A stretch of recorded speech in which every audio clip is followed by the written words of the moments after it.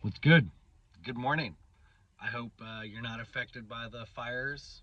There's a lot of fires going on. If you are, I just pray that everything works out for you. In other news, this economy is absolutely insane. Uh, this video, so last month I challenged myself to pay off all of my credit card debt by the end of September. I have since revised the goal. I'm giving myself until the end of October. I was doing great, but then I got like a ticket and a few other things kind of came up. However, I'm confident I'm going to get there. I only have $3,400 left. And this is not me bragging. Please, don't think I'm bragging because if you don't know, if you don't follow the channel, I live in my minivan. I quite literally would not be able to make this goal and even attempt to make this goal if I had to pay rent.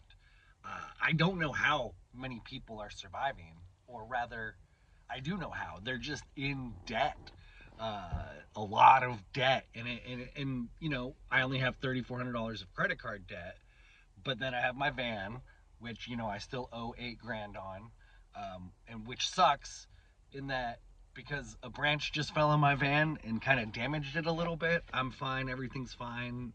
There's some damage. I'll upload a short later, but it sucks because I hate owing money on something that, anyways. So I owe money on my van, and then I'm trying to buy some land, so I've got a land payment, and so I have a fair bit of debt myself, but it's I'm working really hard and I'm putting a plan in place to set myself up for the future. So I'm going to pay off all my credit card debt by October, and then I'm going to start just massively making progress on my van, and have that paid off by early to mid next year, and then it's all land payments because if I can get all of just the raw land paid off in 3-ish years. I have kind of a 3 to 5 year plan to get out of Seattle, Washington. I currently live in Seattle, Washington, where it's really expensive. Um, so if I can get all the land paid off, then it just becomes, building the off grid homestead, which is going to take some money, but I can do that while living on the land, even if I just park my van on the land. And so the goal is in 3 to 5 years to have no debt besides student loans. Oh my God. I don't even want to talk about it. I don't even want to talk about it. Oh, this economy. This economy. Oh my gosh.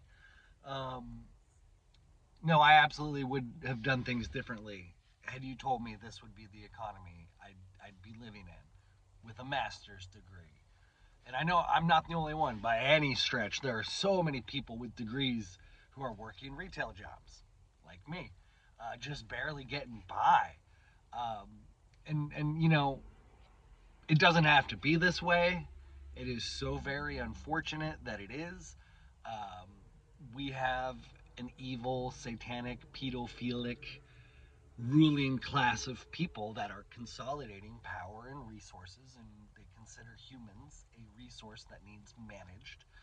And while they continue to amass tremendous amounts of wealth in an immoral, unethical fashion, we just get to struggle.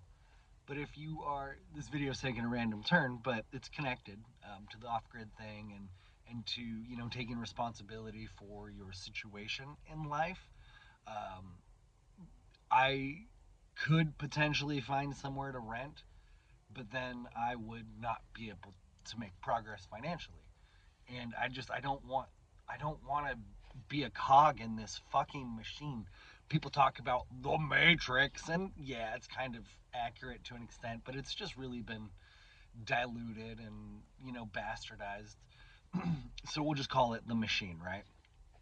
I don't want to be a cog in this stupid machine for the rest of my life. I would rather unalive myself, which I don't want to do. Some days I get really sad, but anyways, so I would encourage you to also explore what I call divesting from the system. That's why the off-grid thing is so popular. It's growing in demand because it's not just about self-sufficiency and sustainability. It's also about reducing your complicity in perpetuating a problematic paradigm. And I know that was a bit of a word salad there, but your complicity. So, how are you contributing to the military industrial complex, for example? If you're off grid and you're doing it right, you're not paying taxes because you're not really working. You're taking care of your farming and your bartering and that's my goal is to farm and to barter. And to have goats, and it's going to be a blast, but it's going to take so much work to get there, and I'm willing to do the work. I've been doing the work physically, mentally, spiritually to heal myself because as crazy as this sounds, I'm going to live into like my 90s probably. And I know that's silly to say because I could die tomorrow, and I accept that I could die tomorrow.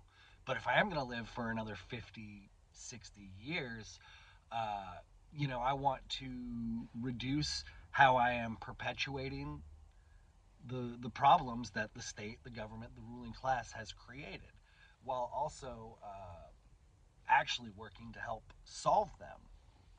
A big part of us in the spiritual community is we see the evil going on in the world, and it hurts our soul, and that's what provokes us to do this deep work to not live in desperation and depression, but to thrive through adversity and through darkness. There's that expression, be the light to shine for others to follow, and all these things about us becoming the light. And I would encourage you, if you're in this situation where you're in a lot of debt and you're just losing your mind because you're seeing what's going on and how sick society is, I would encourage you to do some deep reflection, some deep spiritual work, some introspection, psychological work. If you're maybe not such a hippie person, if the word spiritual throws you off, you can just think about it in terms of psychology.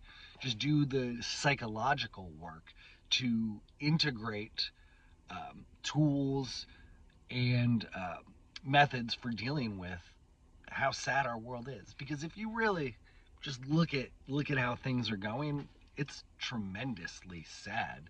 It's ridiculously sad what's going on. The addiction, the homelessness, the civil strife, the way they've divided people, and the way that they amplify anger. Media, it's social media, mainstream media, all media is just poison to your mind.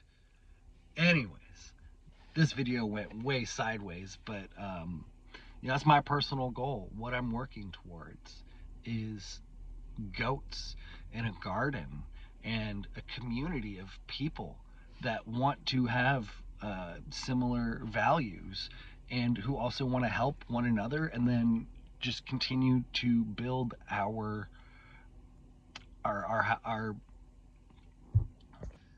continue to build our collective light to be a beacon for the rest of the world. Uh, I can't remember the video I saw.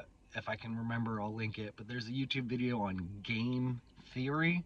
I would really encourage you to explore this concept of game theoretics and how it relates to the way people interact interpersonally. Because, super long story short, a benevolent, a kind strategy will ultimately win out. Even though we may be surrounded by darkness and evil right now, a benevolent, kind, loving, compassionate strategy will win. And if we build these pockets, these communities of benevolence and of consciousness, we will eventually share that, and it will spread across the planet. It's going to take a long time. That's the one thing that I think the spiritual community, we don't sort of talk about accurately, and so it gives a lot of people a false sense of immediate shift and change. I don't think that's how it works. I'm also, though, not a spiritual guru. I'm just a random dude. But I do think it's decades for progress, and then also, generations. We need to think generationally. I'm rambling. Ultimately, thank you for watching. Please like, comment, share, subscribe. Let's stop letting the ruling class divide us, and let's build community. Much love.